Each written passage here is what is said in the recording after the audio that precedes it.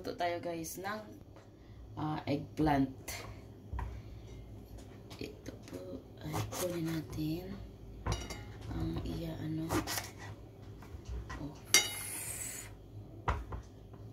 ko lang siya guys. Ginanan ko siya guys.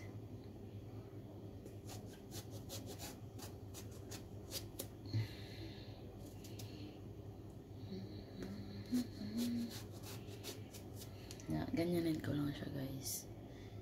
Yan.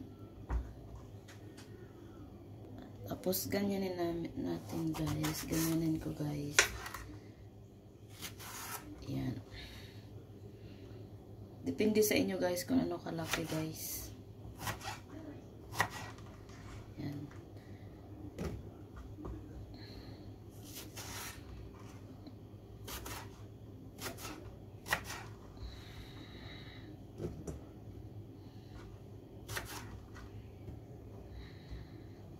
Yan lahat guys, ganyanin.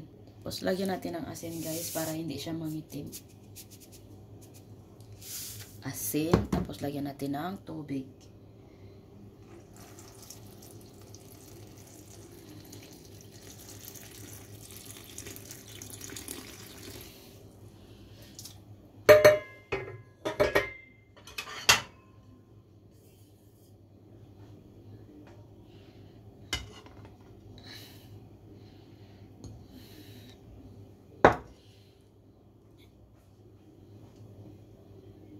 Tapos isunod ko guys ang sweet pepper.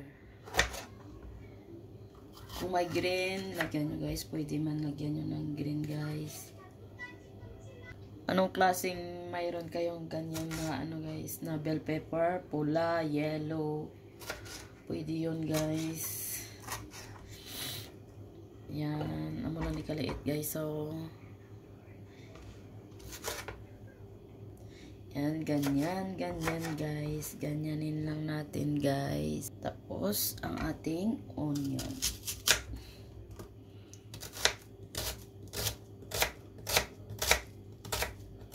Yan.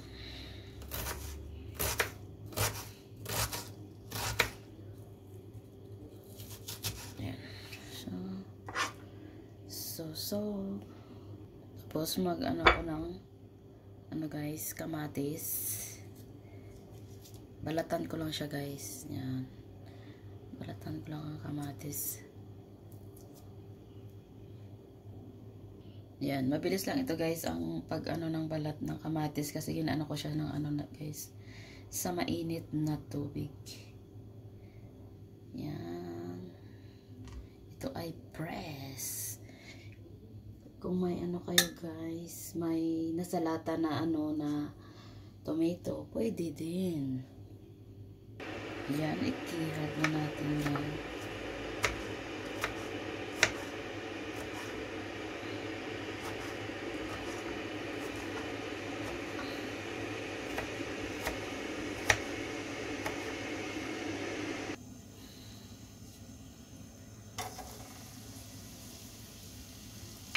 Yan, lagyan na natin ang ating onion.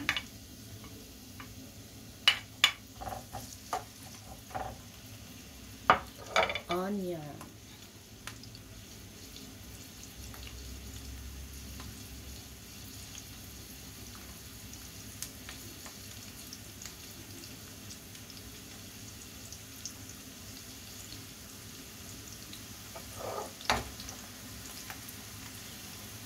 Tapos ang ating bell pepper guys.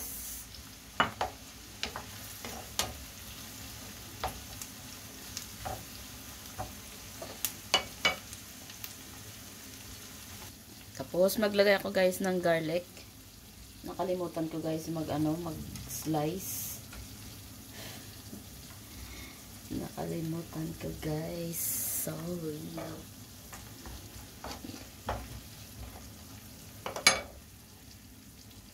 Yan, ilagay ko na guys ang kamatis, ang tomato, at halo-haloin natin ulit.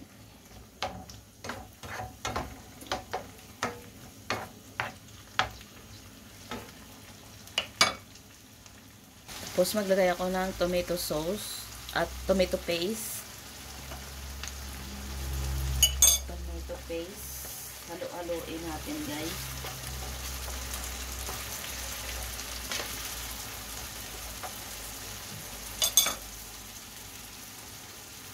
Maglagay ako ng konting asin.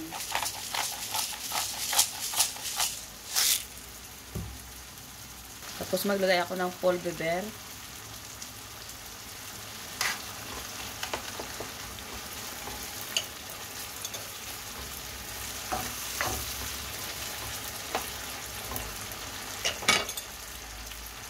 Yan, ilagay ko na guys ang aking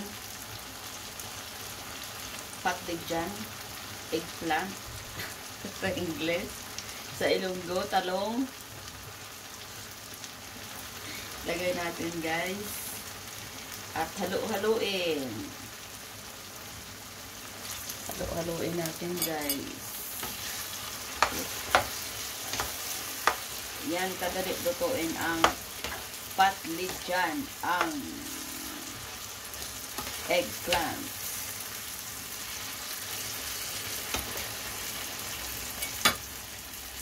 Yan, maglagay ako ng tubig guys.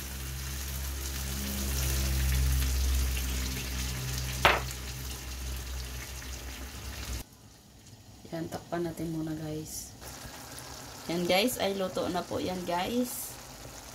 Ang ating patlıcan Turkey style recipe.